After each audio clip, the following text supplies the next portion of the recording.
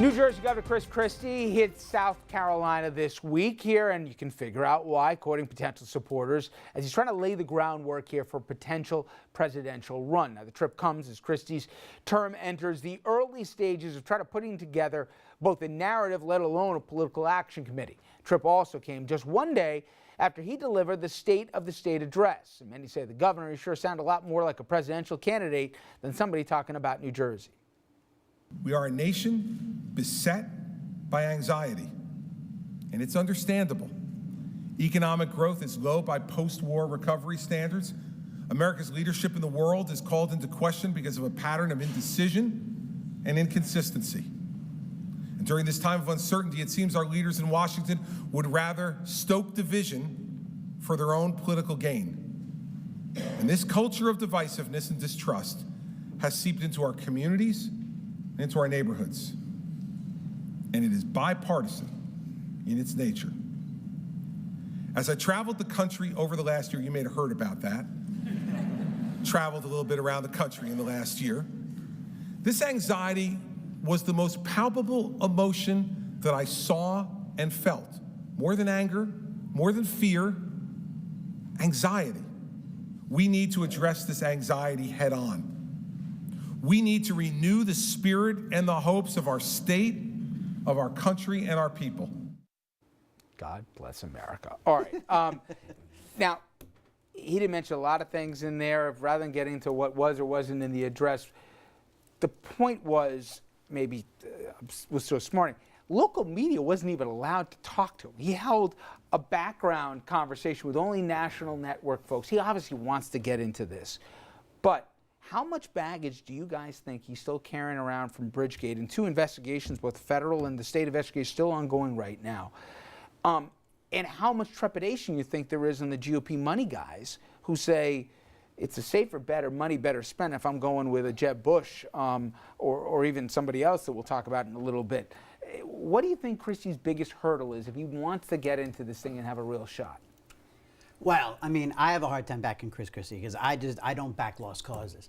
But why do you this think guy, it's a lost cause? because this guy, I think Bridgegate is enough of an indictment. I think because that was national security type stuff. You start messing with an interstate throughway like that, you can't just play with bridges. That's national security. That's homeland security stuff. I think the way, yes, I am biased, but the way that he treated fellow Republicans during the summer, the way he ran the Republican Governors Association, I think was abysmal and an embarrassment and did nothing for the Republican Party. I don't think you reward a guy who caused more fracturing in the Republican Party with a trip to the primary. I just don't. Astorino last year, just out of curiosity? He's a lost cause. Thank you for reminding me, yes. Well, I don't think most of us will forgive him for that because he really damaged the campaign, in my opinion. But for folks who don't understand what we're talking about, he, at a very early stage in the campaign, he would not get behind Astorino, and he called his campaign a lost cause here. Forget about not raising money. He didn't need to go there. Everybody agrees, and he chose to. I'm sorry, Scott. No, but I think the point that you made earlier, the investigation surrounding this and the ultimate end to that, which could be indictments here or there, will sink his ship because whether he knew it or not, this is his administration, and no matter where he goes, he's going to be talking about the corruption that took place. And perception is key here. Not counting, how many candidates are there? 23? 23 candidates that are out there. I don't think they have anything on him yet. I mean, that's the thing. There haven't been any indictments. Optics. There's nothing yet. I mean, that could change, and it might. You think Iowa and New Hampshire, though, are thinking about Bridgegate, or is it just us? They will as soon as the other people on the primary the trail, as soon as they bring it up. You gotta. I'm not gonna say exactly what you said, TJ. I agree with you, but you gotta give it. I'll argue the opposite. You gotta give it to Christie. You have to give it to him, no matter what the reality is. I'm the leading Republican candidate for president. He I did, mean, he did such an egregious job as chairman of the Republican but governors. wait, but TJ, that but TJ, alone, but TJ, he should not but be TJ, rewarded by but fellow TJ, Republicans. But less than 2 weeks ago, the feds were questioning him. And this guy is so delusional that he thinks that he can actually be We're giving president. Christie a lifeline. The Republicans are saying he's dead meat. What is going on All here right. tonight? Now, speaking of New Yorkers, former Mayor Rudy Giuliani stated he believes Jeb Bush is the GOP frontrunner. Bush, he's been pushing hard here in a possible run for the White House, certainly both behind the scenes and also with some of the party leaders. He's got a full slate of fundraisers for his Right to Rise Leadership PAC and the Right to Rise Super PAC here. Okay. We've had this debate many times, Scott. Do you think the last name is too much of baggage here for him, that the Republicans just want to go in another direction? Or do they say this is the only moderate guy with conservative leanings in certain things that can actually get elected, right guy, right time? Well, I mean, I think name recognition for Romney and Bush are both detractors, I think, at this point. I really believe Romney is not a viable candidate, only because it's not just the conservative wing of the party, it's people said he's been there, he's done that, you know. But Bush is a little different. He has strengths that others don't have.